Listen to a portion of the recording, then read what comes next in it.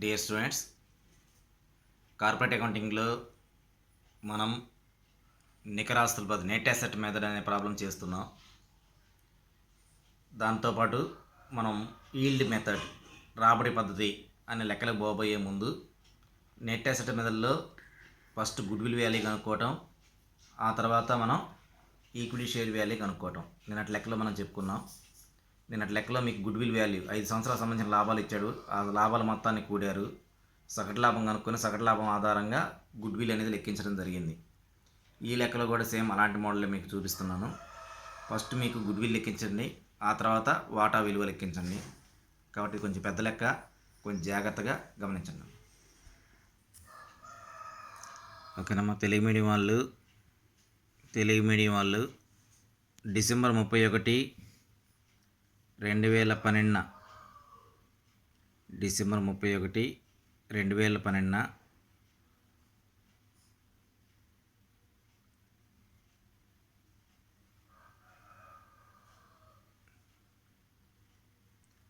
ఓకేనా. Spice company limited ఆస్తప్పుల పట్టిక ఈ క్రింది విధముగా ఉన్నది. స్పైస్ కంపెనీ లిమిటెడ్ ఆస్తి అప్పుల పట్టిక ఈ క్రింది విధముగా ఉన్నది. ఓకేనా. ఆ పట్టికను ఆస్తుల పట్టిక కొట్టండి.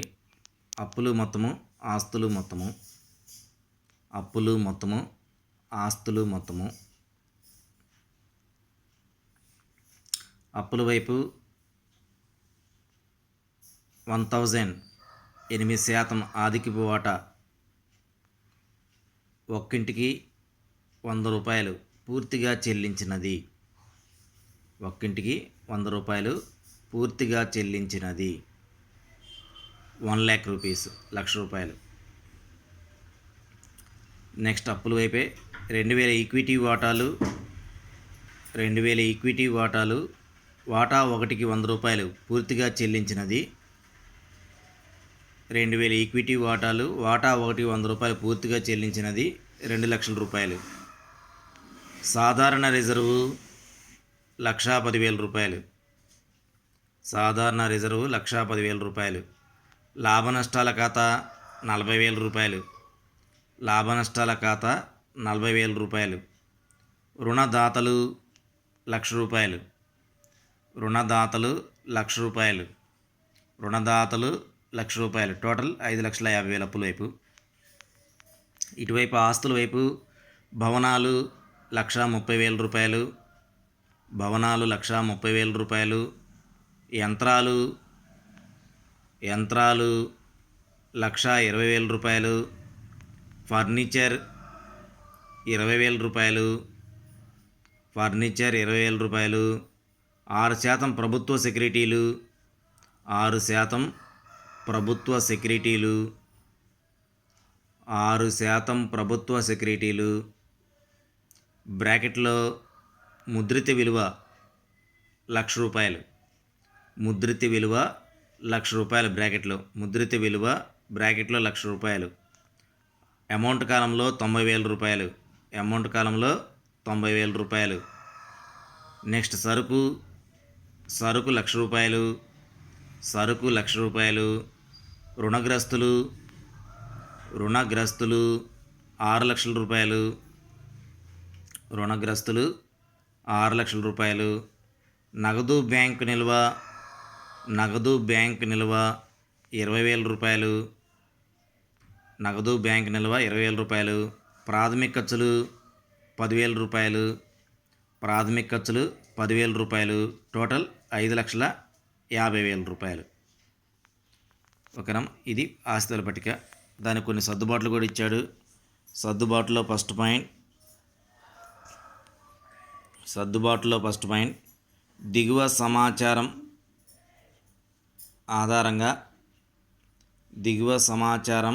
ఆధారంగా భవనాలు ప్రస్తుత విలువ 1,80,000.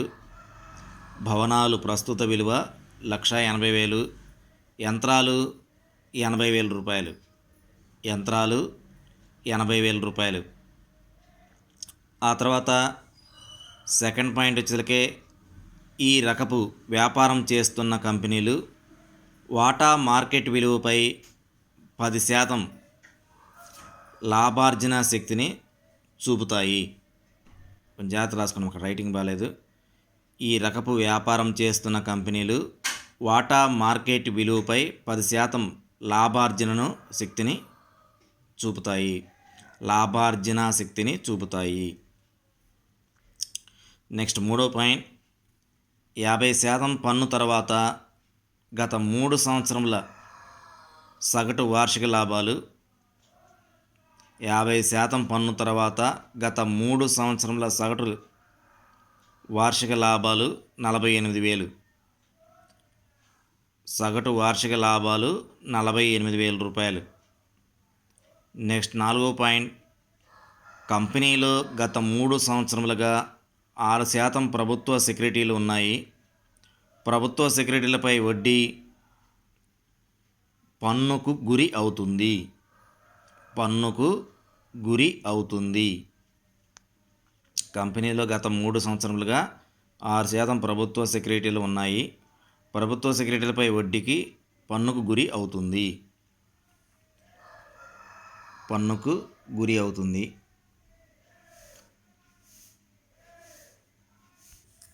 నెక్స్ట్ 5వ పాయింట్, కంపెనీ గుడ్విల్ను అధిక లాభాలు 5 సంవత్సరముల కొనుగోలుకు గాను కంపెనీ గుడ్విల్ అధిక లాభాలు 5 సంవత్సరముల కొనుగోలుగా తీసుకునవలే. కంపెనీ వాటాలు న్యాయమైన విలువను లెక్కించండి. కంపెనీ వాటాల న్యాయమైన విలువను లెక్కించండి అనేది లెక్కమ్మ. ఆ లెక్కను మీరు స్పష్టంగా ముందు బుక్లో రాసుకోండి, తెలుగు మీడియం అంతలోకి. నెక్స్ట్ ఇంగ్లీష్ మీడియం వాళ్ళు given below is the balance sheet of Spice company limited as on 31st December 2007. Given below is the balance sheet of Spice company limited as on 31st December 2007. Balance sheet కొట్టండమ్మా. Liabilities amount, assets amount. Balance sheet కొట్టండి. Liabilities amount, assets amount. Liabilities amount, assets amount.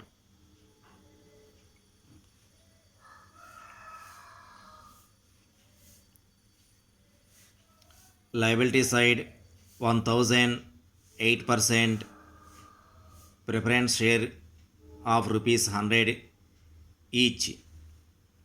1,008% preference shares of ₹100 each. Fully paid amount కాలంలో 1 lakh. Liability side next 2,000 equity shares of ₹100 each. Fully paid. 2,000 equity shares of ₹100 each. Fully paid 2 lakhs rupees. General reserve 1,10,000. General reserve 1,10,000. Profit and loss account 40,000. Creditors 1 lakh. ఓకేనమ్మా. Liability side total 5,50,000. Assets వైపు రండి. Assets వైపు buildings 1,55,000 ఇన్నర కాలంలో, less depreciation 25,000. Amount కాలంలో 1,30,000. 1,30,000. Next machinery inner కాలంలో 1,60,000 less depreciation 40,000. Outer కాలంలో 1,20,000. Furniture inner కాలంలో 25,000 less depreciation 5,000. Amount కాలంలో 20,000.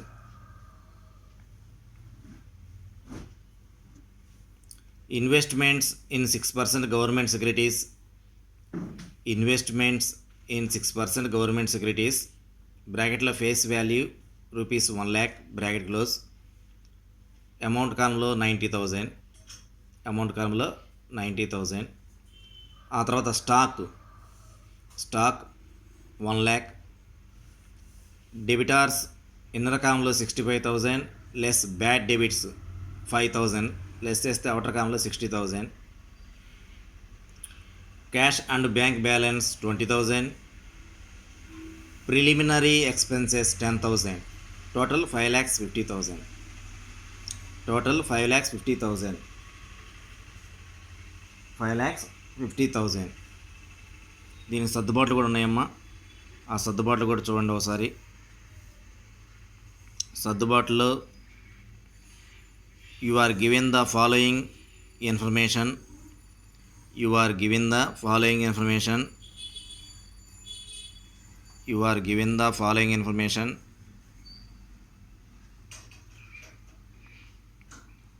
ఒకసారి గమనించండి. First point, the present value of building is ₹1,80,000. The present value of building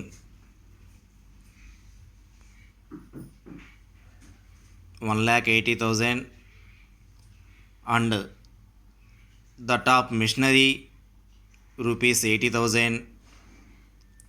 Second point, companies doing similar business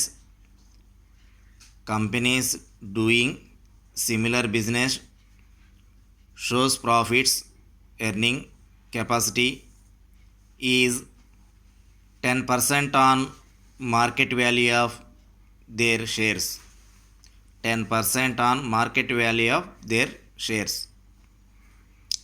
Third point, the average annual profit after 50%. The average annual profit after 50% tax of last 3 years is ₹48,000. The company has held 6% government securities for last 3 years and interest on the government securities is liable to tax. Next, fifth point, goodwill of the company is to be taken at 5 years purchase of super profits. Goodwill of the company is to be taken at 5 years purchase of super profits. Calculate the fair value of shares of company. Calculate the fair value of shares of company. ఇదమ్మ లెక్క. English medium వాళ్ళకి కొంచెం పెద్ద లెక్క, జాగ్రత్తగా గమనించండి. ఈ లెక్కతో మనకు net asset method అయిపోతుంది. ఈల్డ్ మెథడ్లోకి వెళ్దామండి. ముందు లెక్క రాసుకోండి. 1-2 సార్లు ఆ యొక్క లెక్కను చదవండి. ముందు చదివిన తర్వాత సొల్యూషన్ గురించి పోదాం. ఇప్పుడు మీకు సొల్యూషన్ ఒక వైట్ పేపర్ మీద చూపిస్తాను, జాగ్రత్తగా గమనించండి అమ్మ. ఓకేనమ్మా. సొల్యూషన్లో ఫస్ట్ మనం గుడ్విల్ లెక్కించాలి. మనం గుడ్విల్ లెక్కించాలి అంటే మనకి లెక్కలో వాడు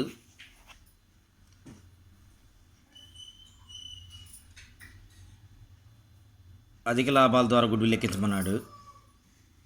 మనకి ఇచ్చిన లెక్కలు 5వ పాయింట్లో చూడండి. కంపెనీ గుడ్విల్ అధిక లాభాల 5 సంవత్సరాల కొనుగోలుగా లెక్కించండి అన్నాడు. కంపెనీ గుడ్విల్ అధిక లాభాల 5 సంవత్సరంలో కొనుగోలుగా లెక్కించండి అన్నాడు. మరి అధిక లాభం కావాలంటే మనకి ఏమేం కావాలి? అంతకుముందు చాప్టర్లో మనం నేర్చుకున్నాం కదా. Goodwill of the company is to be taken at 5 years purchase of super profits అన్నాడు. మరి సూపర్ ప్రాఫిట్ కావాలి అంటే మనకి ఏం కావాలి? నార్మల్ ప్రాఫిట్ కావాలి.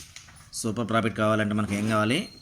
నార్మల్ ప్రాఫిట్ కావాలి. మరి నార్మల్ ప్రాఫిట్ కావాలంటే మనకి ఏం కావాలి? క్యాపిటల్ ఎంప్లాయిడ్ కావాలి. నార్మల్ ప్రాఫిట్ కావాలంటే మనకి ఏం కావాలి? క్యాపిటల్ ఎంప్లాయిడ్ కావాలి. రేట్ ఆఫ్ రిటర్న్ 10% మనకు లెక్కలో ఉంది ఆల్రెడీ. రేట్ ఆఫ్ రిటర్న్ అనేది 10% అన్నాడు. Companies doing similar business show profit earned capacity is 10% on market value of their shares అని ఇచ్చాడు. రేట్ ఆఫ్ రిటర్న్ ఉంది, క్యాపిటల్ ఎంప్లాయిడ్ కావాలి మనకి. నార్మల్ ప్రాఫిట్ కావాలి అంటే మనకి ఏం కావాలి? క్యాపిటల్ ఎంప్లాయిడ్ కావాలి. మరి యావరేజ్ ప్రాఫిట్ కూడా కావాలి. యావరేజ్ ప్రాఫిట్ అనేది మనకు ఆల్రెడీ లెక్కలో ఇచ్చాడు 3వ పాయింట్లో. The average annual profit of after 50% tax of last 3 years of ₹48,000 అని ఇచ్చాడు. యావరేజ్ ప్రాఫిట్ ఉంది, ఓకేనా. రేట్ ఆఫ్ రిటర్న్ ఉంది. మనకు కావాల్సింది ఏంది? నార్మల్ రేట్ కావాలి. మరి నార్మల్ రేట్ కనుక్కోవాలంటే మనకి ఏం కనుక్కోవాలి? క్యాపిటల్ ఎంప్లాయిడ్ కనుక్కోవాలి, ఓకేనమ్మా. క్యాపిటల్ ఎంప్లాయిడ్ ఎలా వస్తుంది? ఎసెట్స్లో నుంచి లయబిలిటీస్ లెస్ చేస్తే మనకు వచ్చిందే క్యాపిటల్ ఎంప్లాయిడ్, ఓకేనా. ఫస్ట్ లెక్క మోడల్కి వెళ్ళాలి, గుడ్విల్ చాప్టర్కి వెళ్ళాలి. గుడ్విల్ చాప్టర్ మోడల్లో మనం చేసుకోవాలి ఫస్ట్. ఒకసారి లెక్కలకు వెళ్తున్నాను, ఒకసారి గమనించండి అమ్మా.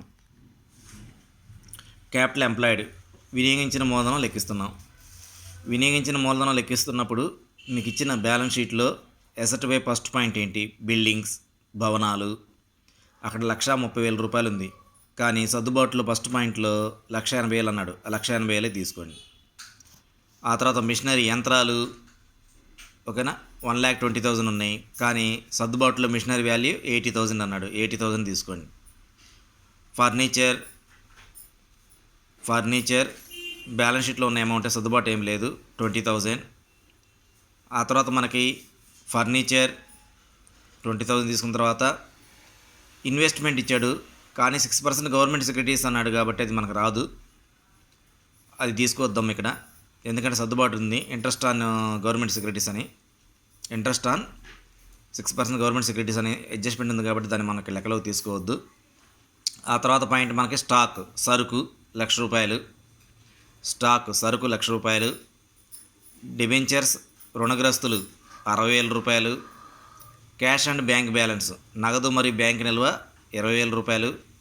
నెక్స్ట్ మీకు బ్యాలెన్స్ షీట్లో ప్రిలిమినరీ ఎక్స్పెన్సెస్ అన్నాడు, అది లెక్కలోకి రాదు. ప్రాథమిక ఖర్చులు అనేవి మనం లెక్కలోనికి తీసుకోకూడదు. ఎసెట్ వైపు అయిపోయింది. లయబిలిటీ సైడ్ రాయండి. లయబిలిటీ సైడ్ అప్పుల వైపు వచ్చేలకి మనకి ప్రిఫరెన్స్ షేర్ క్యాపిటల్ ఉంది, ఈక్విటీ షేర్ క్యాపిటల్ ఉంది, general reserve, profit and loss account. ఇవేవీ రావు. ఒక ఓన్లీ క్రెడిటర్స్ మాత్రమే వస్తుంది. రుణదాతలు, ఆర్థిక వాటాలు రాదు, ఈక్విటీ వాటాలు రాదు, సాధారణ రిజర్వ్ రాదు, లాభ నష్టాల ఖాతా రాదు. ఒక క్రెడిటర్స్ రుణదాతలు మాత్రమే వస్తుంది. రుణదాతలు మాత్రమే తీసుకున్నాం ₹1,00,000. ఆ ₹1,00,000 నేను ఇక్కడ మీకు వీడియోలో చూపిస్తున్నాను చూడండిదమ్మా. ఆస్తుల మొత్తాన్ని కూడితే మనకు ₹4,60,000 వచ్చింది. ₹4,60,000 నుంచి రుణదాతలు ₹1,00,000 తీసేస్తే మనకి ₹3,60,000. దాన్ని మనం క్యాపిటల్ ఎంప్లాయిడ్ అంటాం. Capital employed. ఇలా వర్కింగ్ నోట్ ద్వారా ముందు క్యాపిటల్ ఎంప్లాయిడ్ కనుక్కున్న తర్వాత మనం లెక్కలోకి వెళ్తున్నాం. యావరేజ్ యాన్యువల్ ప్రాఫిట్, సగటు వార్షిక విలువ అట్లా లెక్కలో ఉంది మనకి. అది మనకు 3వ పాయింట్లో ఉంది, 48,000. దాంట్లో less interest on government securities, ప్రభుత్వ సెక్యూరిటీలపై వడ్డీ. ఇందాక ఇన్వెస్ట్మెంట్ అనే దగ్గర ఉంది మనకు. ఇన్వెస్ట్మెంట్ దగ్గర 6% గవర్నమెంట్ సెక్యూరిటీస్ అని చెప్పేసి ఉంటుంది బ్యాలెన్స్ షీట్లో అసెట్స్ వైపు. అక్కడ చూడండి, ఇంట్రెస్ట్ ఆన్ గవర్నమెంట్ సెక్యూరిటీస్, ప్రభుత్వ సెక్యూరిటీలపై వడ్డీ ₹1,00,000 ఇచ్చాడు. అక్కడ 1,00,000 × 6/100 ₹6,000 వస్తుంది. ₹6,000 మైనస్ 50% పన్ను కూడా తీసేయండి. 6,000లో 6,000 తీసేయాలి. 6,000 50% పన్ను. 6,000 × 50/100 కడితే 3,000 వస్తుంది. 6,000 3,000 అయితే 3,000. ₹48,000 నుంచి ఈ ₹3,000 తీసేస్తే ₹45,000 వస్తుంది. దాన్ని మనం యావరేజ్ ప్రాఫిట్ అంటాం, సగటు లాభం. సగటు లాభం. అందుకని మనం 3వ పాయింట్లో the average annual profit after 50% tax list 3 years అన్నాడు. 50% ట్యాక్స్ అన్నాడు కాబట్టి ఇంట్రెస్ట్ ఆన్ గవర్నమెంట్ సెక్యూరిటీలపై వడ్డీ కడతారు కదా, 6,000లో ₹3,000 తీసేయండి, 3,000 వస్తుంది. 45,000 నుంచి 3,000 పోతే 45,000 యావరేజ్ ప్రాఫిట్, సగటు లాభం వచ్చింది. మరి మనం ఏం కనుక్కోవాలి తర్వాత? నెక్స్ట్ నార్మల్ ప్రాఫిట్, సాధారణ లాభం కనుక్కోవాలి. సగటు లాభం ఉంది, సాధారణ లాభం కనుక్కోవాలి. దేర్ఫోర్ నార్మల్ ప్రాఫిట్, సాధారణ లాభం equal to capital employed into Robert rate. Capital employed into rate of return. వినియోగించిన మూలధనం ఇంటూ రాబర్ట్ రేటు. వినియోగించిన మూలధనం మనం ఇందాక పట్టిక ద్వారా కనుక్కున్నారు మీరు. ఇందాక పట్టిక ద్వారా ఎంత వచ్చింది మనకి? 3,60,000 వచ్చింది వినియోగించిన మూలధనం. ఆ 3,60,000 ఇక్కడ 10% చేత చేయండి. 3,60,000 × 10/100 36,000 వచ్చింది. దేర్ఫోర్ సూపర్ ప్రాఫిట్, అధిక లాభం equal to average profit minus normal profit. Average profit మీరు ఇందాక కనుక్కున్నారు, 48,000 నుంచి 3,000 పోతే 45,000 వచ్చింది average profit. Average profit minus normal profit కూడా ఇప్పుడు కనుక్కున్నారు 36,000 రూపాయలు. 45,000 మైనస్ 36,000 9,000 వస్తుంది super profit. Therefore goodwill equal to super profit into purchase, అధిక లాభం ఇంటూ కొనుగోలు సంవత్సరాల సంఖ్య, 9,000 into 5, 9,000 into 5 that is equal 45,000 రూపాయలు. ఇలా గుడ్ విల్ కూడా కనుక్కున్నాం. ఇలా గుడ్ విల్ కనుక్కున్న తర్వాత మనకి అసలు లెక్కలోకి వెళ్దాం. నెట్ అసెట్ మెథడ్ ప్రకారం నెట్ అసెట్ ప్రకారం మనం షేర్ వాల్యూ కనుక్కోవటం. ఎలా కనుక్కోవాలి షేర్ వాల్యూ? నెట్ అసెట్ ప్రకారం షేర్ వాల్యూ ఎలా కనుక్కుంటాం? ఇంతకుముందు మన లెక్క ఎట్లా చేస్తున్నాం? ఆస్తుల్లోంచి అప్పులను తీసివేస్తూ వస్తున్నాం. వచ్చిన దాన్నే నెట్ అసెట్ అన్నాం. Therefore equity share is equal to net asset by number of equity shares. ఓకేనమ్మా. నికరాస్తులు కనుక్కొని ఈక్విటీ వాటా విలువ ఈక్వల్ టు నికరాస్తులు బై ఈక్విటీ వాటాల సంఖ్య అనే సూత్రాన్ని మనం ఉపయోగిస్తే మనకి ఈక్విటీ వాటాల సంఖ్య వస్తుంది. దాంట్లో మనం కూడా పట్టిక క్యాలిక్యులేట్ నెట్ అసెట్ నికరాస్తుల లెక్కించుట. దాంట్లో ఫస్ట్ మన అసెట్స్ వైపు రండి. మీకు ఇచ్చిన బ్యాలెన్స్ షీట్లో బిల్డింగ్స్ అక్కడ 1,30,000 ఉంది, కానీ సర్దుబాటులో 1,80,000 ఉంది. సర్దుబాటు ఉన్న అమౌంట్ తీసుకున్నాను. మిషనరీ అక్కడ 1,20,000 ఉంది బ్యాలెన్స్ షీట్లో, కానీ అడ్జస్ట్మెంట్లో 80,000 ఉంది, 80,000 తీసుకున్నాను. ఫర్నిచర్ బ్యాలెన్స్ షీట్లో ఉన్న అమౌంట్ 20,000. ఇక్కడ ఇన్వెస్ట్మెంట్ వస్తుంది, పెట్టుబడులు మన సర్దుబాటుతో సంబంధం లేదు, డైరెక్ట్గా అవుటర్ కాలం ఉన్న అమౌంట్ తీసేసుకోండి 90,000. బ్యాలెన్స్ షీట్లో ఇన్వెస్ట్మెంట్ అనేది తీసుకుని 90,000. స్టాక్ సరుకు 1,00,000 రూపాయలు. రుణగ్రస్తులు 60,000 రూపాయలు అంటే debtors. Cash and bank balance 20,000. మరి అదనంగా ఏమొచ్చింది? మనం గుడ్ విల్గా లెక్కించాం కిందాక మనం. అదనంగా దీంట్లో గుడ్ విల్ ఒకటి తీసుకోవాల్సి ఉంటుంది. గుడ్ విల్ 45,000 రూపాయలు. ఆస్తుల మొత్తాన్ని కూడితే మనకి ఎంత వచ్చింది? 5,95,000 రూపాయలు వస్తుంది. దాంట్లోంచి మైనస్ లయబిలిటీస్ తీసేయండి. లయబిలిటీస్ తీసేటప్పుడు ప్రిఫరెన్స్ షేర్ క్యాపిటల్ ఉండము. ఫస్ట్ మనకి ఇచ్చే లయబిలిటీ అప్పుల వైపు మీకు ఇచ్చిన బ్యాలెన్స్ షీట్లో ప్రిఫరెన్స్ షేర్ క్యాపిటల్ ఆదికి వాటా మూలధనం అన్నాడు 1,00,000 రూపాయలు. అండ్ రుణదాతలు ఒకటి వస్తుంది. రుణదాతలు మిగతా ఈక్విటీ షేర్స్ కానీ జనరల్ రిజర్వ్ కానీ ప్రావిడెంట్ లాస్ అకౌంట్ కానీ రాదు. ఈక్విటీ వాటాలు సాధారణ రిజర్వ్ లాభ నష్టాల ఖాతా రావు. ఓన్లీ ఆదికి వాటాలు రుణదాతలు మాత్రమే వస్తాయి. అది 1,00,000 ఇది 1,00,000 ఉంది. 2,00,000 తీసేస్తే మనకి 3,95,000 వస్తుంది. దాన్ని మనం ఇక్కడ ఏమన్నాం? నెట్ అసెట్స్ అన్నాం, నికర ఆస్తులు. Therefore equity share value equal to net assets by number of equity shares. Equity share value equal to net assets by equity వాటాల సంఖ్య. నెట్ అసెట్ మనం అనుకున్నాం 3,95,000 బై ఈక్విటీ వాటాల సంఖ్య వచ్చేసరికి మీకు బ్యాలెన్స్ షీట్లో రెండో పాయింట్ చూడండి. మీకు ఇచ్చిన ఆస్తులు బట్టి అప్పుల వైపు రెండో పాయింట్ 2,000 ఈక్విటీ వాటాలు అన్న కాబట్టి 2,000. 3,95,000 బై 2,000 దట్ ఈజ్ ఈక్వల్ 197.5. ఇలా అమ్మ గుడ్ విల్ లెక్కించి ఈక్విటీ వాటా విలువ లెక్కించడం. చూసారా? ఇందాక మీకు దానికి ముందు లెక్క వచ్చేసరికి మీకు ఏం చేశాను నేను? ఓన్లీ లాభాలు ఇచ్చాడు. లాభాలు మొత్తాన్ని 5 సంవత్సరాలు పెట్టి సగటు చేస్తే మనకి సగటు లాభం వచ్చింది. సగటు లాభం ద్వారా మనం ఏం చేసాం? గుడ్ విల్ కనుక్కున్నాం. కానీ దీంట్లో ఏంటిది? అధిక లాభం ఇంకోటి ఇచ్చాడు. సగటు లాభం ఉండాలి, అధిక లాభం కూడా ఉండాలి. అలా మనం గుడ్ విల్ లెక్కించడం అనేది దీంట్లో చేసాం. గుడ్ విల్ లెక్కించిన తర్వాత మనం ఏం చేస్తాం? ఈక్విటీ వాటా విలువ లెక్కిస్తాం. ఓకేనా? ఇలాంటి లెక్కలు కూడా మీకు ఇస్తున్నాడు. ఇవి కూడా మీరు జాగ్రత్తగా గమనించండమ్మా. ఫస్ట్ సొల్యూషన్ మీరు ఒకసారి నేను కెమెరాలో చూపించాను, మీకు లెక్క పేపర్ మీద ఉంది, ఒకసారి చూస్ చేయండి. రెండోసారి దాన్ని ఎలా చేశారు ఏంటి అనేది మీరు బ్యాలెన్స్ షీట్ చూస్తూ ప్రాక్టీస్ చేయండి. 1-2 సార్లు చూస్ చేయండి, 3ఓసారి చూడకుండా చేయండి, అప్పుడు వస్తుంది డౌట్లు. ఓకేనమ్మా? ఇలా మీరు లెక్క చేసుకుంటూ ఉండండి, ప్రాక్టీస్ చేయండి. ఎందుకంటే మళ్ళీ రివిజన్ ఉండదు. మార్చి 5 నుంచి ఎగ్జామ్స్ ఉంటాయి. జాగ్రత్తగా ప్రాక్టీస్ చేసుకోండి. ఓకేనమ్మా? ఈ ఛానల్ సబ్స్క్రైబ్ చేయండి, లైక్ చేయండి. ఓకేనా? మీకు ఏమైనా నచ్చకపోయినా ఏమైనా ఉంటే కామెంట్ కూడా పెట్టండి. అర్థం కాని వాళ్ళు మళ్ళీ 1-2 సార్లు మనం ప్రాక్టీస్ చేయడానికి అవకాశం ఉంటుంది.